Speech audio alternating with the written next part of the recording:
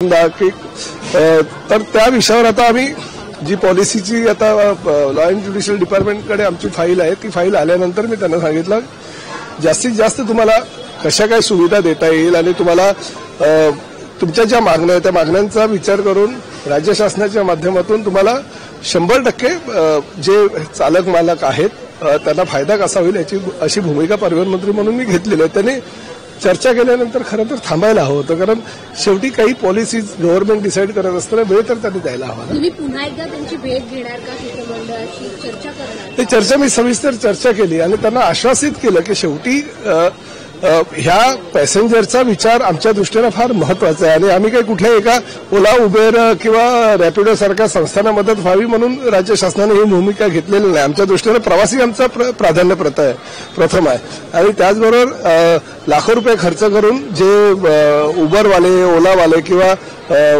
Taxi आपल्या रॅपिडोवाले ज्या चालक मालकांना ज्या पद्धतीनं म्हणजे व्यवसायाच्या दृष्टिकोनातून त्याचा वापर करून घेतात तर आम्ही 100% तुमच्या बाजूने आहोत, ही सुद्धा माझी भूमिका आहे। मी त्यांना आपल्या माध्यमातून आता आश्वासित करतोय की लवकरच आपल्याला अपेक्षित आणि जास्तीत जास्त सुविधा कशा देता येईल असा निर्णय राज्य शासन घेईल। तुम्ही हा संप मागे घ्यावा।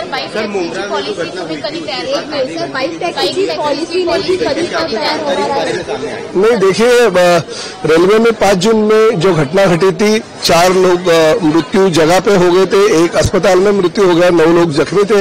हमारे वहां के सांसद श्रीकांत शिंदे जी ने तो छत्रपति शिवाजी रुग्णालय में जो जख्मी थे उनको, जो सीरियस थे उनको तो जुपिटर हॉस्पिटल जैसे प्राइवेट हॉस्पिटल में वो लेके गए।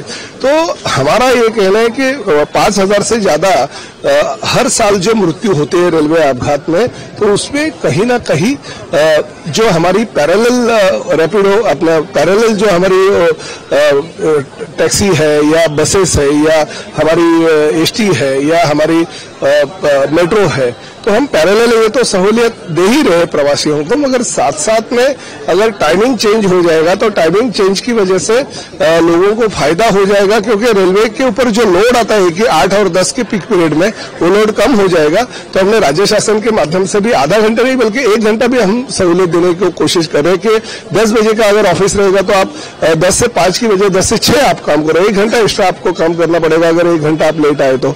हम ये सहूलियत दे रहे, तो प्राइवेट एजेंसी ने भी उसके ऊपर सोच के उन्होंने भी सहूलियत देना चाहिए, ताकि आज जो मृत्यु हो रहे वो मृत्यु भविष्य में उनके स्टाफ में से भी कोई हो सकता है, तो उन्होंने सपोर्ट करना चाहिए गव्हर्नमेंट को।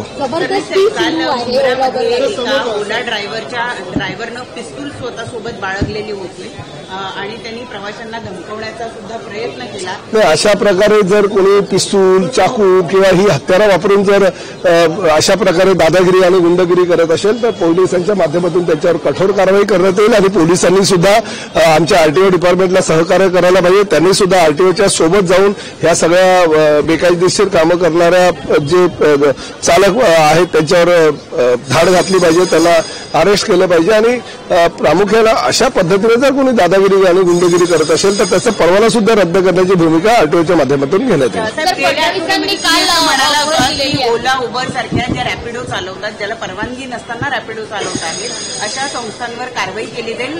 एक आठवडा काल संध्याकाळपर्यंत आम्ही 138 ठिकाणी कारवाई केली, 72 गाड्या आम्ही जप्त केल्यात, अनेक ठिकाणी आम्ही FIR दाखल केल्या आणि तशा प्रकारचं आमच्या प्रसिद्धी पत्रक सुद्धा आमच्या डिपार्टमेंटच्या माध्यमातून निघालंय। यापुढे शासनाच्या परवानगीशिवाय जर कोणी अशी दादागिरी करून बेकायदेशीरित्या वाहतूक करत असेल तर त्याच्यावर कारवाई केली जाईल। आम्हालाही वाहतुकीचा प्रश्न जटिल असल्याकारणानं वाहतूक त्यांनी करावी, परंतु शासनाच्या सगळ्या परवानग्या घेऊनच त्यांनी रस्त्यावर यावं अशी आम्ही त्यांना सूचना केलेली आहे आणि सूचनांचं जर ते पालन करत असतील तर त्यांच्यावर कडक कारवाई करण्यात येईल।